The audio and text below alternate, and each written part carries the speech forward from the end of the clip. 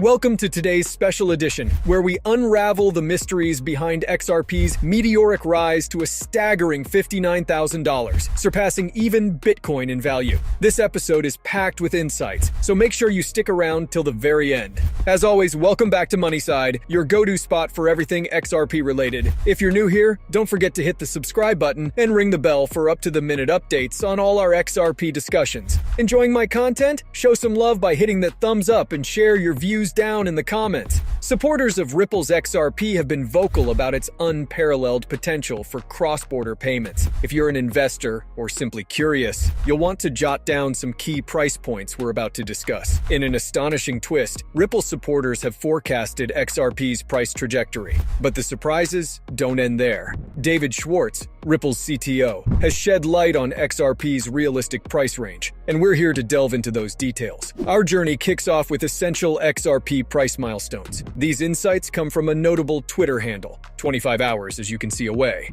While the account primarily advises marking XRP values on trading charts, predictions lack specific dates or times. This intrigued me. Had they indicated, for example, that XRP would touch $13.59 on July 12th, skepticism would be valid. But their strategy is different. They tie price hikes to specific events, making their predictions seem more grounded. Now, here's something crucial. Recent developments in the Ripple SEC lawsuit have confirmed that XRP isn't a security. Yet, the legal battle rages on. Many speculate an eventual settlement might conclude this saga. The possibility of a settlement remains on the table. It's logical to conclude that if this settlement concludes the Ripple SEC lawsuit favorably, XRP could see a substantial surge in value. Moving on to the next point, XRP's accessibility across exchanges. It's evident that most major exchanges, with a few exceptions, have relisted XRP. This includes giants like Coinbase and Binance. To be candid, the expected spike in XRP's value post-relisting wasn't as pronounced as many had hoped. The underlying reason?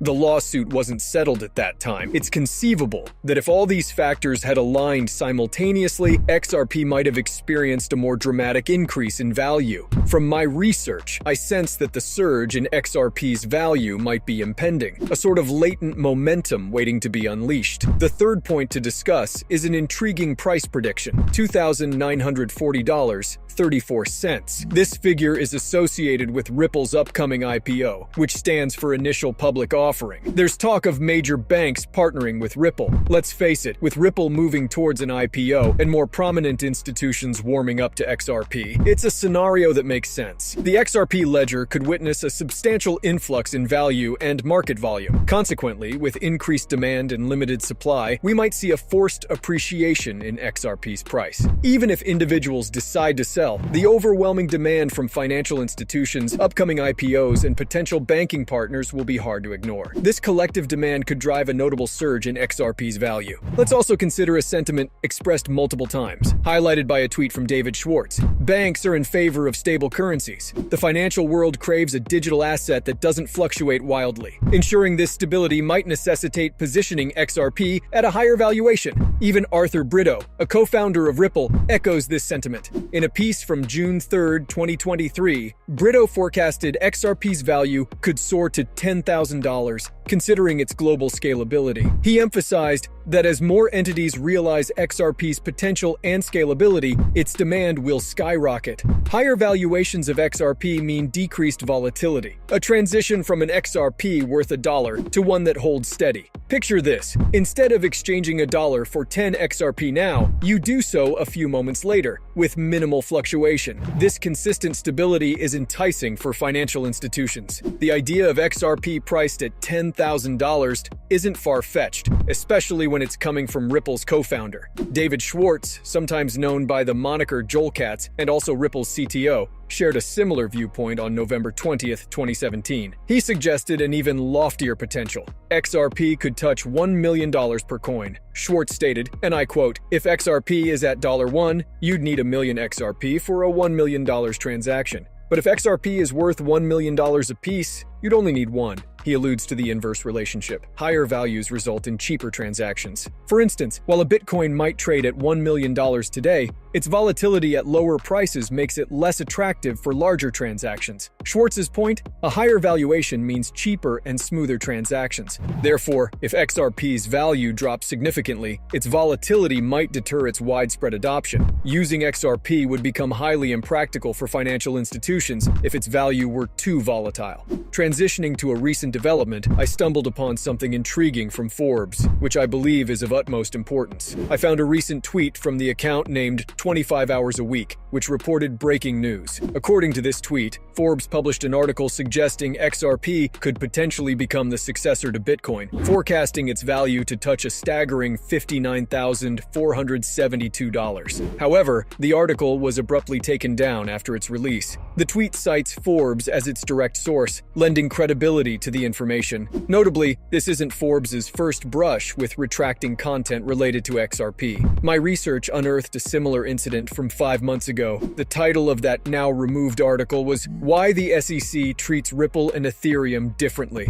It seems Forbes has a precedent of pulling articles if they believe the content doesn't align with certain interests. Given this pattern, it's plausible that the recent report on XRP's potential value was legitimate, further solidifying the notion that XRP might just reach the ballpark of $60,000 per token. Before we delve deeper into how XRP's value might be intertwined with congressional interests and federal policy, and speaking of federal involvement, Rosario's role is hard to overlook. A former U.S. Treasury official, whose likeness graces the $100 bill, Rosario joined Ripple's board about a year ago. With her vast experience and influence, she's now a vocal proponent of Ripple. In fact, Rosario has often voiced her strong belief that Ripple and XRP are on an unstoppable trajectory. Recently, I stumbled upon a statement she made earlier this month that further reinforces her conviction. But before we delve into that, let's take a brief detour and revisit her rationale for supporting XRP through a quick clip. It has been in the headlines frequently, and for clarity, I'd like to remind everyone that I'm on the board of Ripple, and XRP is essentially the backbone of Ripple. Whenever I'm posed with the question, "Why did you decide to join Ripple's board?"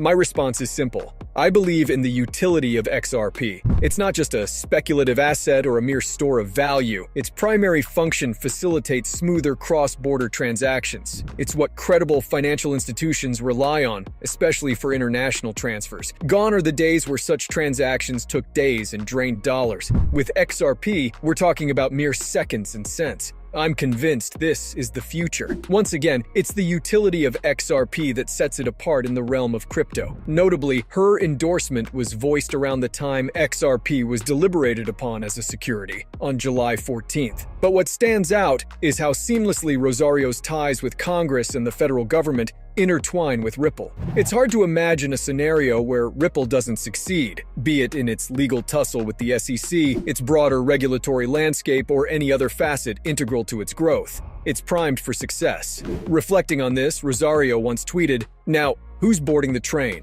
Please remember, I am not a licensed financial advisor. The content presented in these videos is purely for entertainment purposes. I always encourage viewers to conduct their own research and consult with professionals before making any financial decisions." Thanks so much for tuning in. If you enjoyed the video, please give it a thumbs up and don't forget to hit the subscribe button. Also, make sure you turn on the notifications to be the first to know when I release new content. I'm excited to catch up with you in the upcoming video. Take care!